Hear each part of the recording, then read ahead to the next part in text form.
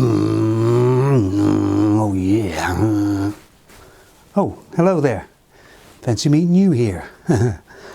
Now, I don't normally make videos like this, but this subject is a bit close to my heart at the moment. I think Panasonic is going to the dogs. Shut up! Why do I think that? Well, let me explain. About 7 years ago, I bought an AGAC-90. It's a professional video camera made by Panasonic. Has XLR out, all the bells and whistles. Now, I didn't really need a great big camera like that, but gee, I sure do love electronics, you know? Don't you? Anyway, it arrived and I got it out of the box and I thought, you know, it felt a bit plasticky, a bit cheap for a camera for that price. But I made a video or two and saw that the video was really good, so I forgot all about it. And then after 7 years, and I must tell you that this camera only was outside a couple of times, most of the time it's inside and hasn't got that many hours on it anyway. And I turned on the camera and it didn't come on. So I checked the power supply and it was fine. I put a new fully charged battery in, still didn't come on. So I sent it away to get a free estimate to see how much it would cost or if it could be fixed. And they said, yes, it can be fixed. It was the main board that's gone. £525.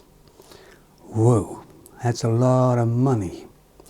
And I said, well, okay, so I sent it to somewhere else, and that was the same sort of figure.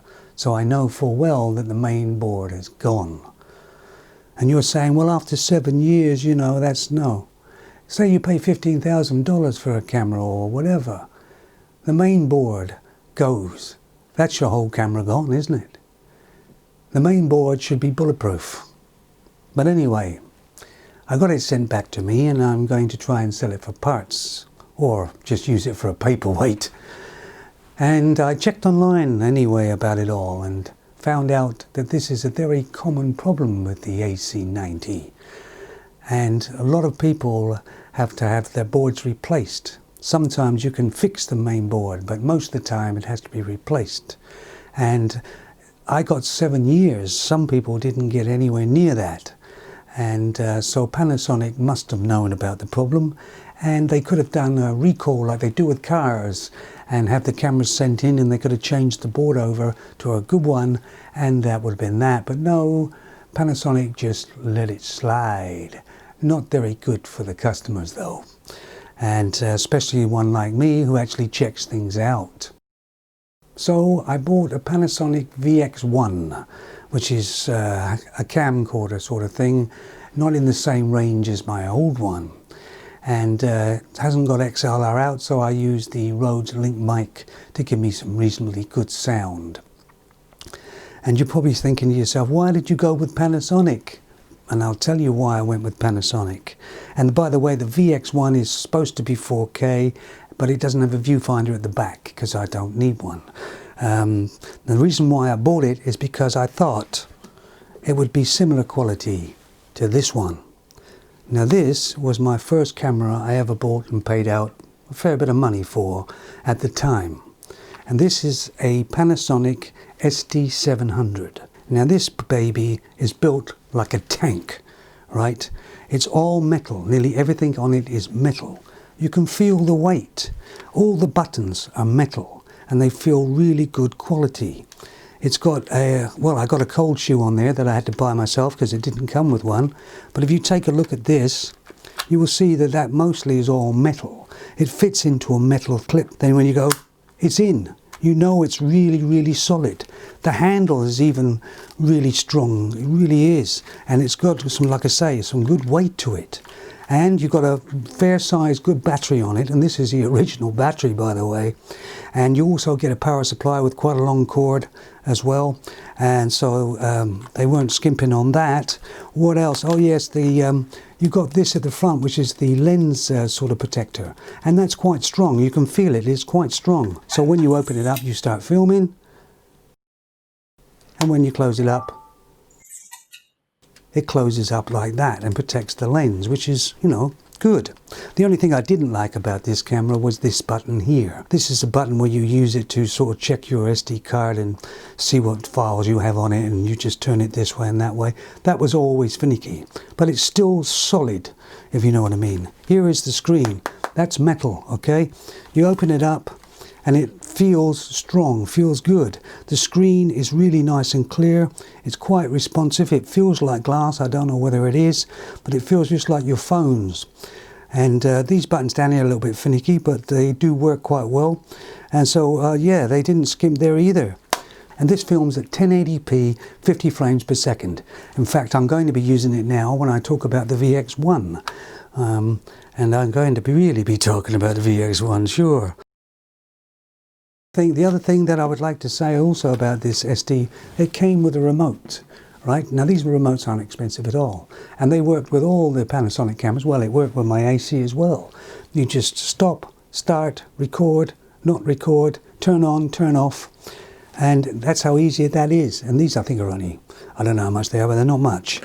And so that made it a lot easier for filming for me, because I could put it on the tripod, get into position, and then just push record and put that down. Sometimes, of course, I got caught with it in my hands anyway, but never mind. Anyway, on to the VX1.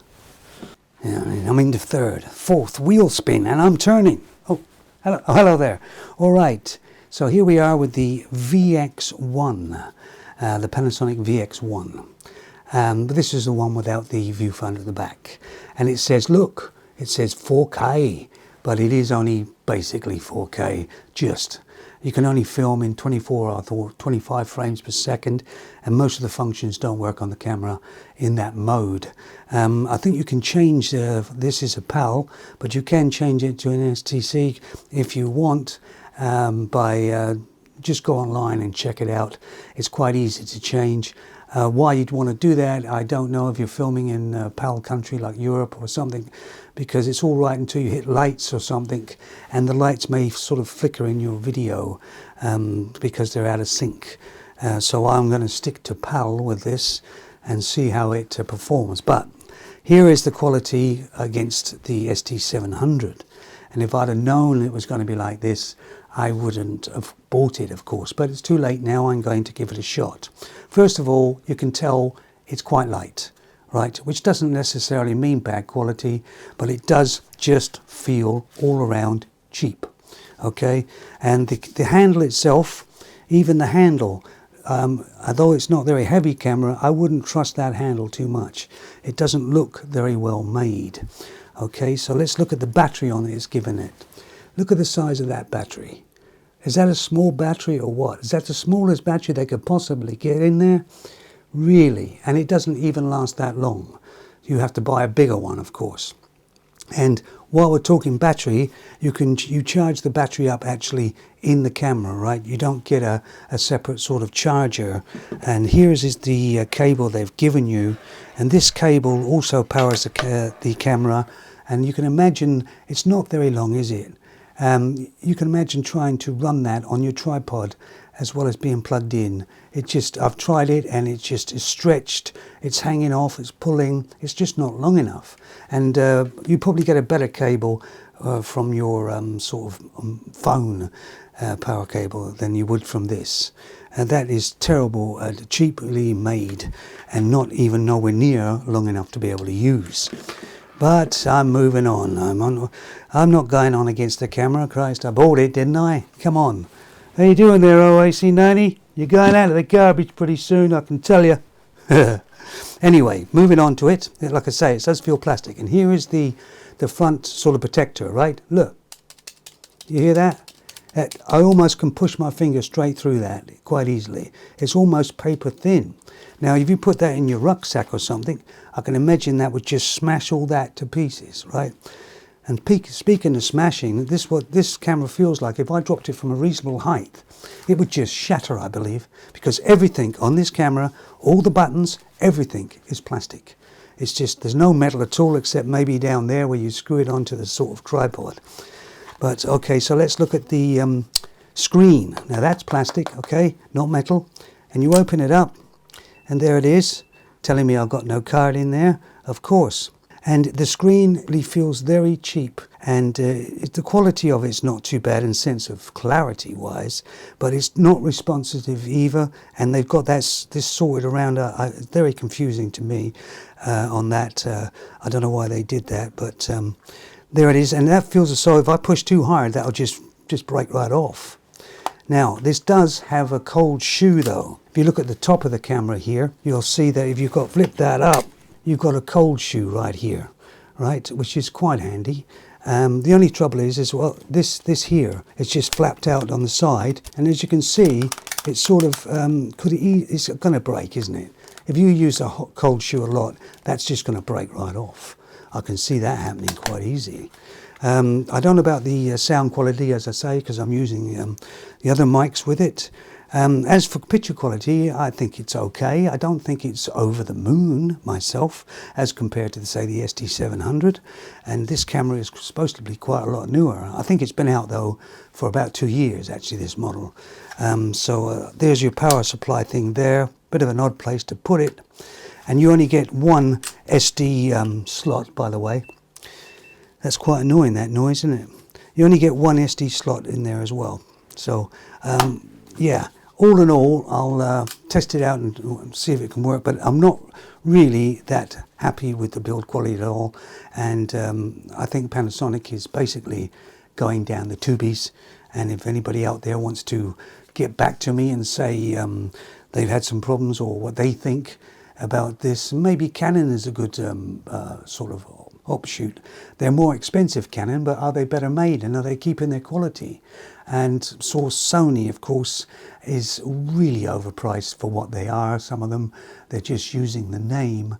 And I don't mind paying for quality, I just don't like being ripped off. And I believe Sony rips a lot of people off, really, in a way. And of course, I think so Panasonic does too now. And maybe Canon does, maybe they're all doing it, I don't know. And it's a shame, because that camera there that is being filmed on right now will probably be there and working when I'm dead and gone. But if anybody wants to, like I say, an AC 90 parts or anything else, needs something for their AC, then just let me know, and I'll see what I can do. I'd love to get it fixed. And if I could find the motherboard, or not the motherboard, but the main board somewhere at a reasonable price that I know would fit that, I could put it in myself. I'm pretty good at that sort of thing, but I can't find one because I think they just keep it to the suppliers, don't they? To sort of keep it that little niche, you know. Anyway, thanks for listening, and let me know your thoughts. Going down. There's weird people down here, you know.